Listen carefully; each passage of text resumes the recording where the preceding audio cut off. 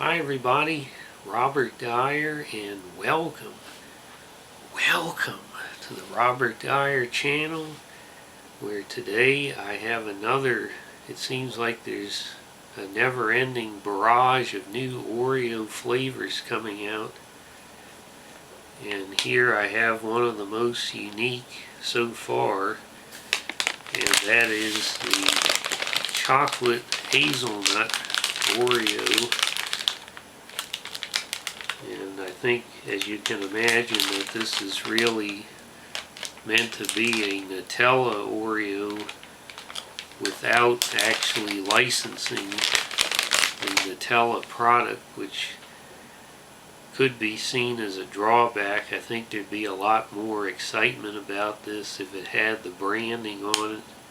And of course it's not going to be able to be the exact recipe, but we pretty much know that this is code for Nutella, because Nutella is basically sugar, palm oil, hazelnuts, and a small amount of cocoa and various other ingredients. And the reason it has only a little bit of cocoa is that it was the cocoa shortage in Italy after World War II that led to the invention of Nutella. Somebody had to try to figure out essentially a chocolate substitute for candies and other purposes. And so it was immediately after the war that somebody invented this recipe, and it didn't really get out to the rest of the world for another decade or so. And something I found very interesting is that the recipe of Nutella is different depending what country you're in. For example, if you're watching this video in Canada or the UK, your jar of Nutella has a different set of ingredients on it compared to the jar that I might buy here in the United States.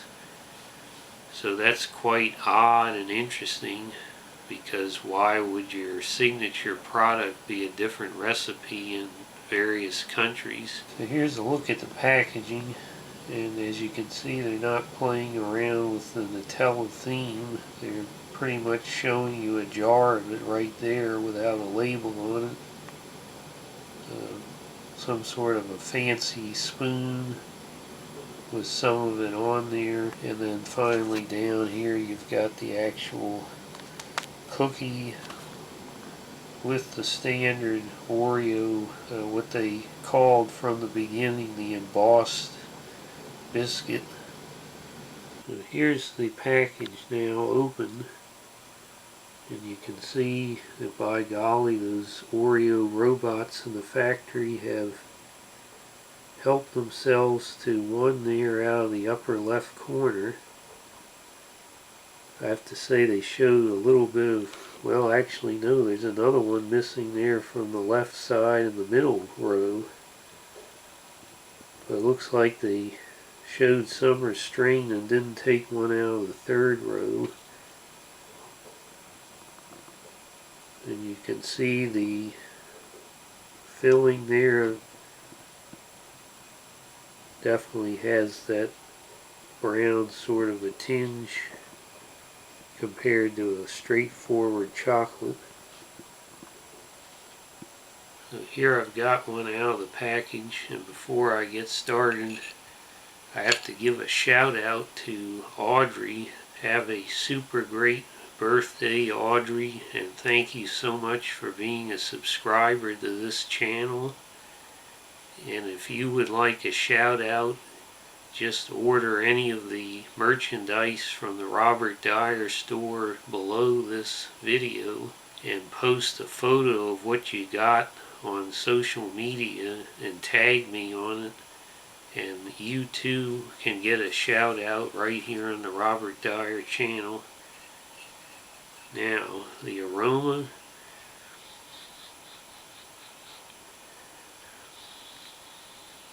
it's mostly that Oreo biscuit. Really dominates the aroma.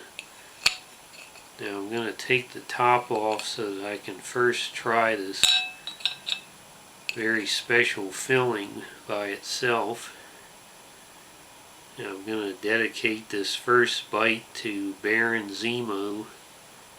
I think this is probably the Oreo flavor that he would choose that would be European and refined enough to meet with his impeccable standards. Let's go ahead and see how it tastes.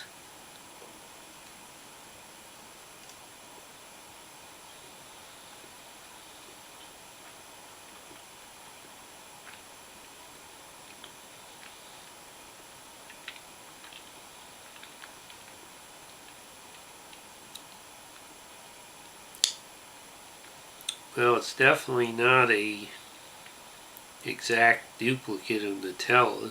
It is very nutty. It's very heavy on the hazelnut flavor.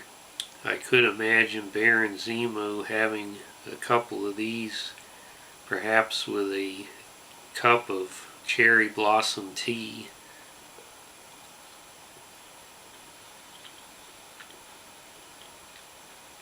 Very strong hazelnut flavor. There's also a butter flavor, and it's definitely not as sweet as other Oreo fillings are. Now I'm going to put the whole thing together for the full Oreo sandwich experience.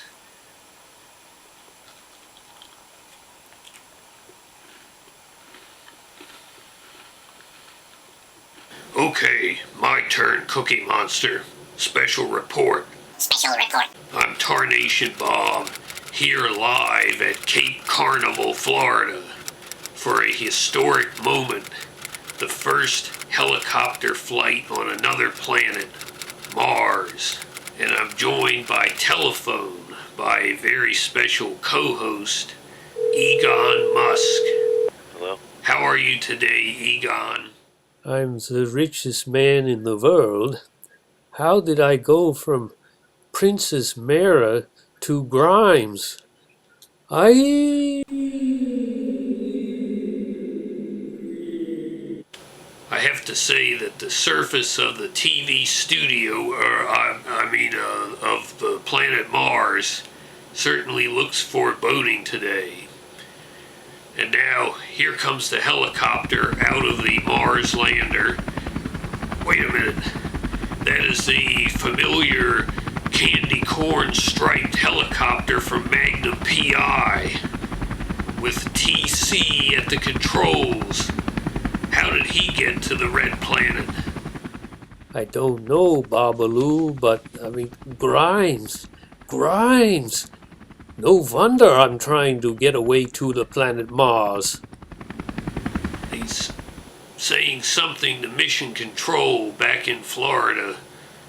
He says, by simply wearing the Hawaiian shirt, we as Zoomers can aspire to be boomers. Wait a minute, look at that over there, on the far right of the screen, that bluff. My God, it's Blue Thunder with Roy Scheider at the controls. And look over next to where the helicopter is hovering on that bluff. It looks like a crude window cut into the rock. And there's Venetian blinds in there. Suddenly the blinds have been whipped open, and now the German breakaway civilization has discovered Roy Scheider hovering outside their window. Wait a minute, they're handing out a bottle to Roy Scheider. It's a pineapple Fanta. He's drinking it. He's guzzling it down. A concussion blast. The belch heard round the world. Operation Pineapple Letterman is in effect. Operation Pineapple Letterman is in effect.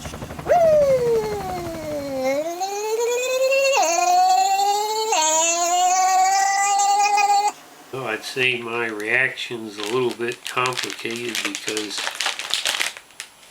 on the one hand, this is one of the most unique flavors that they've done. It's definitely something a little bit different and backing off on the sugary aspect of the flavor you usually get in an Oreo filling, and the fact that it's a nutty flavor, really only a peanut butter Oreo would be comparable to this in that respect. I think they gave a decent approximation of a Nutella flavor, but it wasn't exactly the flavor of it.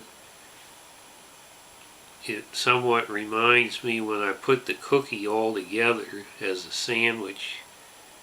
It reminds me of some of those hazelnut cream filling candies in a Whitman sampler or something like that, which is definitely a positive, but at the same time, personally for me, I'm more a fan of the sugary flavors. I thought this was more unique than some of the Oreos I've reviewed recently, but I also like some of those other ones better than I like this. So I think for an overall score, I'm tempted to give it 3 stars, but it was good enough that, and different enough, a little bit of an innovation, although not quite to the point of where they've put something into the filling like the popping candy and that sort of thing. So I'm somewhat comfortable going ahead and giving this 4 stars out of 5. I hope you like this video. Share it with your friends. Please subscribe, and I'll see you next time. Bye, everybody.